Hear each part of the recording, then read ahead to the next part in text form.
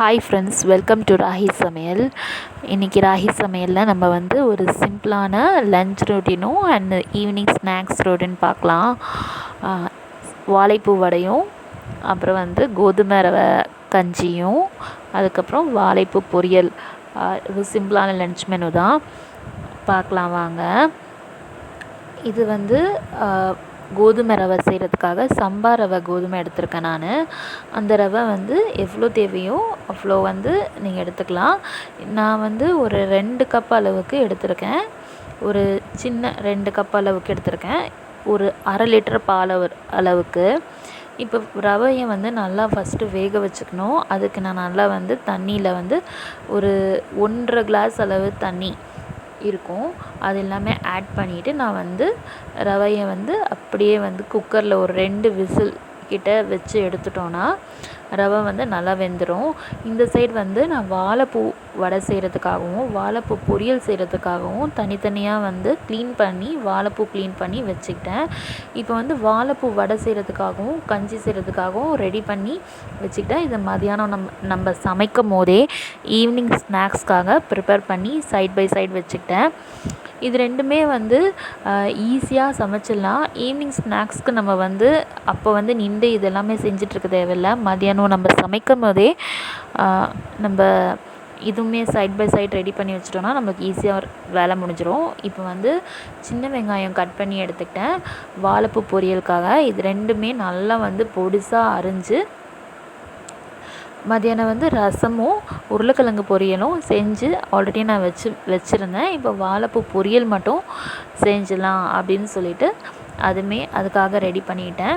இந்த 3 டிஷ்ஷுக்குமே நான் side by side ஒன்றாவே ரெடி பண்ணிக்கிட்டேன். இப்போ வந்து நல்லா வந்து ஒரு குக்கரில் வந்து நல்லா ஒரு 2 விசில் வச்சு எடுத்துகிட்ட பிறகு நம்ம வந்து பால் வந்து ஒரு அரை லிட்டர் அளவுக்கு பால் எடுத்திருக்கேன். ஃபுல்லாகவே இது வந்து மாட்டுப்பால் தான். இது வீட்டில் வந்து போடுவாங்க அந்த பால். இது பசும் பால் சொல்லுவாங்க இல்லையா, அந்த பால் அது. இதுக்கப்புறமா வாழைப்பூ பொரியல் செய்கிறதுக்காக மிளகாத்தூள், மஞ்சத்தூள், தனியாத்தூள், கொஞ்சோண்டு இஞ்சி பூண்டு பேஸ்ட்டு, வெங்காயம், வாழைப்பூ நல்லா பொடிசாக நறுக்கி போட்டுட்டு கொஞ்சோண்டு உப்பு போட்டுட்டு பெருங்காயத்தூள் போட்டுட்டு எண்ணெய் ஊற்றி நம்ம வந்து அடுப்பில் ஒரு 2 விசில் வச்சு எடுத்தோன்னா அவ்வளோதான், வாழைப்பூ பொரியல் ரெடி ஆகிடும். இது சிம்பிளாக ஒரு ஈஸியாக டக்குன்னு நம்ம வந்து செஞ்சு முடிச்சிடலாம். கொஞ்சோண்டு கருவேப்பிலை ஆட் பண்ணிக்கிட்டேன். இது எல்லாமே வந்து போட்டு ஒரு 3 விசில் கிட்ட வச்சு எடுத்துக்கணும். வாழைப்பூ பொரியல் ரெடி ஆகிடுச்சு. அதுக்கப்புறமா சின்ன வெங்காயம் மெயினாக ஆட் பண்ணி பாருங்கள், இந்த டிஷ்க்கு டேஸ்ட்டாக இருக்கும். அதுக்கப்புறமா நாளைக்காக கம்பு மாவு ஊற போடலாம் அப்படின்னு சொல்லிட்டு இட்லிக்காக அதுவுமே ஊற போட்டு வச்சுக்கிட்டேன். அதுக்கப்புறமே தட்டைப்பயிறு வந்து செய்கிறதுக்காக இது ரெண்டுமே நாளைக்கு பிரேக்ஃபாஸ்ட்காக ஊற வச்சுருந்தேன். அதுவுமே அந்த வேலையும் சைட் பை சைடு முடிச்சுட்டேன். அதுக்கப்புறம் வாழைப்பூ வடை செய்கிறதுக்காக ஈவினிங் செய்கிறதுக்காக அதுவுமே நம்ம வந்து ரெடி பண்ணி வச்சிடலாம். ப்ரிப்ரேஷன் பண்ணி வைக்கும் போது நம்மளுக்கு ஈஸியாக இருக்கும் எல்லாமே. ஸோ வாழைப்பூ அதுவும் வந்து கட் பண்ணி வைக்கல, அப்படியே எடுத்து நம்ம வந்து வெங்காயம் மட்டும் தோலை உரித்து சின்ன வெங்காயம் மட்டும் அதுவுமே வச்சுட்டேன். இப்போ வந்து வாழைப்பூ பொரியல் ரெடி ஆனோடனே இப்போ 2 விசில் வந்து குக்கரில் வச்சு எடுத்துட்டேன். நல்லா கொஞ்சம் தண்ணி வந்து வற்றுனா வாழைப்பூ பொரியல் ரெடி ஆகிடும். இதுக்கப்புறமா ரவை பாயாசத்துக்கு நல்லா வந்து பால் வந்து கொஞ்சம் கம்மியாக இருந்துச்சு.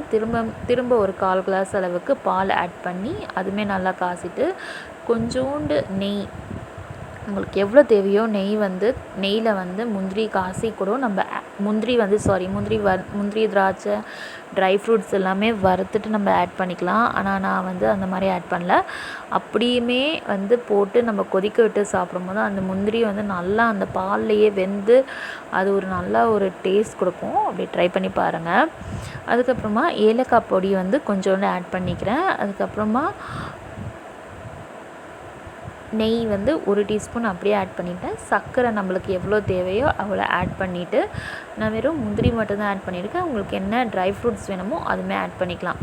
அதுக்கப்புறமா அது எல்லாமே வந்து நல்லா கலக்கி விட்டுட்டு சிம்மில் வச்சு விட்டோன்னா மட்டும்தான் பாயாசம் வந்து சூப்பராக ரெடி ஆகும். சிம்மில் வைக்கலன்னா பாயாசம் வந்து அந்த டேஸ்ட் வந்து உங்களுக்கு வந்து அந்த பாயாசம் வந்து அந்த நல்லா வெந்து குழஞ்சி அந்த பாலோடு நல்லா சேரும். இப்போ மதியானத்துக்காக ரசம், உருளைக்கிழங்கு, வாழைக்காய் பொரியல் இது எல்லாமே வச்சு சாப்பிட்டு முடிச்சாச்சு. அதுக்கப்புறம் ஈவினிங் ஸ்நாக்ஸ்க்காக ரெடி பண்ணி வச்சுருந்தேன் மாவு, வெங்காயம், சின்ன வெங்காயம், வாழைப்பூ திரும்ப எடுத்து ஃப்ரிட்ஜில் வச்சுட்டு நம்ம வந்து ஈவினிங் ஸ்நாக்ஸ்க்காக ரெடி பண்ண ஆரம்பிச்சிட்டேன். அதுக்கப்புறம் கடலப்பருப்பு ஊற போட்டிருந்தேன். அந்த கடலப்பருப்புமே வந்து நல்லா அரைச்சிட்டு இது நல்லாமே பொடியாக வாழைப்பூவும் சின்ன வெங்காயம் நல்லா பொடியாக அரிஞ்சு வச்சுருந்தேன். அது எல்லாமே ஆட் பண்ணிவிட்டு கொஞ்சோண்டு பெருஞ்சீரகம், இஞ்சி நல்லா துருவி வச்சுருந்தது அதுவுமே ஆட் பண்ணிவிட்டு அப்புறம் கடலப்பருப்பு வந்து அதுவுமே நல்லா வந்து மிக்சியில் கிரைண்ட் பண்ணி எடுத்துக்கிட்டேன். இது எல்லாமே போட்டு நம்ம கலக்கி எடுத்தோன்னா முடிஞ்சிருச்சு. வாழைப்பூ வடை செய்கிறதுக்கு தேவையான பொருள் எல்லாமே ரெடி. வெங்காயம், பச்சை மிளகாய், இஞ்சி, கருவேப்பிலை, இஞ்சி பூண்டு பேஸ்ட்டு, உப்பு, அப்புறமா வந்து கொஞ்சோண்டு பெருங்காயத்தூள் இதெல்லாமே ஆட் பண்ணிவிட்டு நம்ம நல்லா கையாலேயே நல்லா மசிச்சு கொடுத்து அவ்வளோதான். கையாலேயே நல்லா மசிச்சு கொடுக்கணும். அப்போ தான் அது வந்து நல்லா அந்த பச்சை மிளகாய் எல்லாமே இஞ்சி பூண்டு பேஸ்ட் எல்லாமே சேரும். இஞ்சி பூண்டு பேஸ்ட் போட்டு செஞ்சால் மட்டும்தான் வடைக்கு சூப்பரான ஒரு டேஸ்ட் கிடைக்கும். கண்டிப்பாக ட்ரை பண்ணி பாருங்கள். இஞ்சியும் நம்ம ஆட் பண்ணணும், இஞ்சி பூண்டு பேஸ்ட்டும் கொஞ்சம் ஆட் பண்ணணும். இஞ்சி நல்லா துருவி நான் ஆட் பண்ணியிருக்கேன், இஞ்சி பூண்டு பேஸ்ட்டும் ஆட் பண்ணியிருக்கேன். கடலப்பருப்பு வந்து ஒரு சிலருக்கு செட் ஆகாது, ஒரு சிலருக்கு செட் ஆகும். அப்போ இஞ்சி ஆட் பண்ணோன்னா நம்ம வந்து அது கொஞ்சம் பேலன்ஸ் ஆகும். ட்ரை பண்ணி பாருங்கள். இப்போ எல்லாமே நம்ம வந்து எல்லாமே ஆட் பண்ணிட்டேன். நல்லாமே கையால் நல்லாவே பிசைஞ்சு எடுத்துகிட்ட பிறகு வடைக்கு வந்து எண்ணெய் காய்ச்சிட்டு நம்ம வந்து வடை போட்டுற வேண்டியதான். இந்த வடை வந்து கொஞ்சம் ஹெல்த்தியானதாக வாழைப்பூ நம்ம சேர்த்துருக்கிறதுனால வாழைப்பூ பொரியல் சாப்பிடாதவங்க கூட இந்த மாதிரி வடை செஞ்சால் சாப்பிட்ருவாங்க. கண்டிப்பாக ட்ரை பண்ணி பாருங்கள். இது வந்து நல்லா சிம்மில் வைக்காமல் கொஞ்சம் மீடியம் ஃப்ளேமில் வச்சா மட்டும்தான் அந்த கிறிஸ்பினஸ் நல்லா வரும் உங்களுக்கு. இப்போ வந்து கஞ்சியுமே ரெடி ஆகிடுச்சு. ஈவினிங் ஸ்நாக்ஸ்க்கு வந்து ஒரு சிம்பிளான வாழைப்பூ வடை, அப்புறம் சம்பா ரவை கோதுமை கஞ்சி ரெடி பண்ணி வச்சுட்டேன். ஃப்ரெண்ட்ஸ், இந்த வீடியோ பிடிச்சிருந்தா லைக் அண்ட் ஷேர் பண்ணுங்கள், கமெண்ட் பண்ணுங்கள், மறக்காமல் சப்ஸ்கிரைப் பண்ணுங்கள்.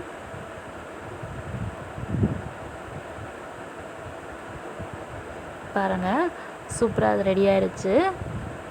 வாழைப்பூ வடை கூட இந்த ரவை சம்பா ரவை வந்து பாயசம் செஞ்சு பாருங்கள். குழந்தைங்களுக்கு ஈவினிங் வரும்போது நீங்கள் இது கொடுத்தீங்கன்னா வயிறு ஃபில்லிங்காகவும் இருக்கும். ஒரு ஹெல்த்தியான ஒரு டிஷ் கொடுத்த திருப்தி நம்மளுக்கும் இருக்கும். என்ன ஒரு டிஷ் நம்ம வந்து நம்ம குழந்தைங்களுக்கு கொடுக்குறோமோ அது வந்து நம்மளுக்கு ஒரு மன திருப்தி இருந்தால் தான் அந்த செய்கிற வேலையிலேயே ஒரு நிம்மதியாக இருக்கும். அடுத்த தடவை செய்யும் போதும் ஒரு சந்தோஷமாக இருக்கும். கண்டிப்பாக ஒரு நல்ல ஹெல்த்தியான ஃபுட் கொடுத்தோம் அப்படின்ற ஒரு நம்மளுக்கு ஒரு தெம்பு இருக்கும். அந்த தெம்பு வந்து நம்ம அடுத்த வேலை பண்ணும்போது அது நம்மளுக்கு ஒரு மோட்டிவேட் பண்ணுற மாதிரி இருக்கும். Friends, thank you so much for watching. Please share and subscribe. Thank you.